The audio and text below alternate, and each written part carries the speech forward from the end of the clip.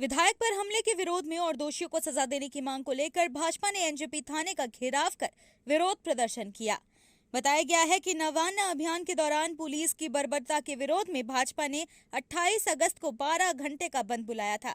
इस बंद को सफल बनाने के दौरान तृणमूल कार्यकर्ताओं द्वारा पुलिस के सामने भाजपा कार्यकर्ताओं पर हमला किया गया। गाड़ी का कांच तोड़ दिया गया, लेकिन पुलिस ने कोई कार्रवाई नहीं की।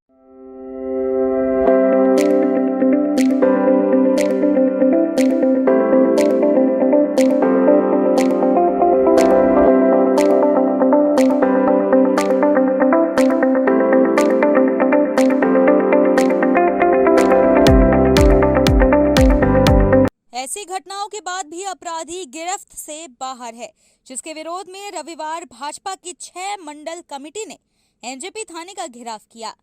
ये घेराव प्रदर्शन विधायक शिखा चैटर्जी के उपस्थिति में हुई। वहीं पुलिस की ओर से विशाल पुलिस बैरिकेडिंग की गई थी। जब प्रदर्शनकारियों ने थाने में घुसने की कोशिश की तो उन्हें पुलिस की बाधाओं का सामना करना पड़ा। बाद में शिखा चैटर्जी समेत 7 सदस्य प्रतिनिधि मंडल दल एनजेपी थाने में प्रवेश किए और थाने के अधिकारियों के सामने अपनी मांगे रखी। विधायक शिखा चैटर्जी ने कहा कि सारी घटनाएं पुलिस के सामने घटी, फिर भी अपराधी पकड़ से बाहर है। उन्होंने कहा कि सत्ता पक्ष के छत्रछाया के कारण ही पुलिस उन्हें गिरफ्तार नहीं कर रही है। उन्होंने कहा कि अगर 2 दिन के अंदर दोषियों को सजा नहीं दी गई तो भविष्य में बड़ा आंदोलन होगा। দেখুন 4 দিন পার হয়ে গেল, আমরা কিন্তু বড়বাবুর কাছে এসেছিলাম যে শান্তিপূর্ণভাবে জিজ্ঞেস করে যাব যে অ্যারেস্ট হলো না কেন, তারা এরকম ভাবে ঘুরে বেড়াচ্ছে, ব্যাপারটা কি আছে, আপনি কি অ্যারেস্ট করবেন না করবেন না। ওনারা এমন ভাবে ব্যারিকেড করে রেখে দিলেন, মনে হচ্ছে যে মানে এমন বিশাল কিছু কোনো ক্রিমিনালরা এখানে আসছে, থানা আক্রমণ করতে আসছে অস্ত্র শস্ত্র নিয়ে, সেরকম অবস্থা হয়ে গেলেন। ওনাদের হেভি প্রোটেকশনের দরকার, তার জন্য প্রচুর পরিমাণে ফোর্স রেখে দিলেন। কিন্তু আমরা তার জন্য আসিনি, আমরা খালি হাতে এসেছিলাম যে কবে ওদের অ্যারেস্ট করা হবে।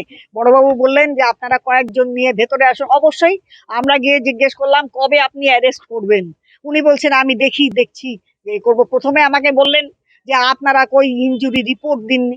আমি আমার কথাটা, তাহলে আমি যে এফআইআরটা করলাম জনপ্রতিনিধি হিসেবে, তার সঙ্গে ফটো দেওয়া হলো, সমস্ত ফটো রয়েছে, ফ্লেক্সে পর্যন্ত ফটো রয়েছে, সব জায়গায় ফটো আছে, এবং আমার এমপিকে পর্যন্ত হ্যাকেল করা হয়েছে ওখানে। সমস্ত যে কজন ছিল কর্মী প্রত্যেকে মার খেলো। তাহলে এখানে এভিডেন্সের কি ব্যাপার আছে? আমি তো দায়িত্ব নিয়ে নাম ধরে এফআইআর করছি। আপনাদের যদি কারোর সে বিশ্বাস না হয় সে আমার নামে কেস করুক, তো এটা তো করতেই পারে। তখন বলছে আমি তাহলে জিজ্ঞেস করে বলছি। তখন আমি বললাম ইয়েস অর নট, আপনি গ্রেপ্তার করবেন কি করবেন না সেটা আমাকে জানিয়ে দিন। তখন উনি আমাকে বললেন আমি কালকের মধ্যে আপনাকে সমস্ত কিছু জানিয়ে দেবো। দেখুন পুলিশ প্রশাসন মানে তৃণমূলের বাধ্য সন্তান বলতে পারেন।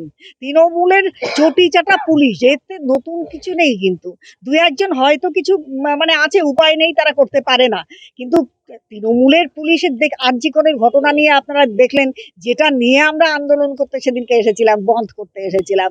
একটা মেয়ে যার জীবনটাকে এরকম ভাবে শেষ করে দেওয়া হয়েছে, তাকে সম্পূর্ণরূপে শেষ কি যাচ্ছাতাই ভাবে তাকে মেরে ফেলা হয়েছে, সেটার প্রতিবাদ। আজকে সেটা করতে এসে শুধুমাত্র আমরা মার খেয়ে গেলাম নয়, ওখানে আমাকে জিজ্ঞেস করা হচ্ছে এটা কি ইউপি? এটা ইউপি নয়, এটা বাংলা। তো বাংলা আমি তখন তাদেরকেই বলেছিলাম তোমরা তো বাংলা বলছো ভাই, এটা বাংলা কি? এখানে শরিয়ত আইন কবে চালু হয়েছে? আর বাংলা কি বাংলাদেশ না পাকিস্তান? এখনো তো সেরকম কোনো সার্কুলার মমতা ব্যানার্জি আমাদের দেননি, তা আমরা তো জানি না তার জন্য। তো সুতরাং এটা আমরা যেভাবে ছিলাম এখনো সেইভাবে আছি, সেইভাবেই চলবে। ইউপি বাংলা কিছু বুঝি না, যেভাবে পশ্চিমবঙ্গ ছিল সেইভাবেই পশ্চিমবঙ্গ। দেখি কালকে কি করে। না করলে এখানে সত্যি বলছি আমি, আগামীতে বিশাল আন্দোলন হবে।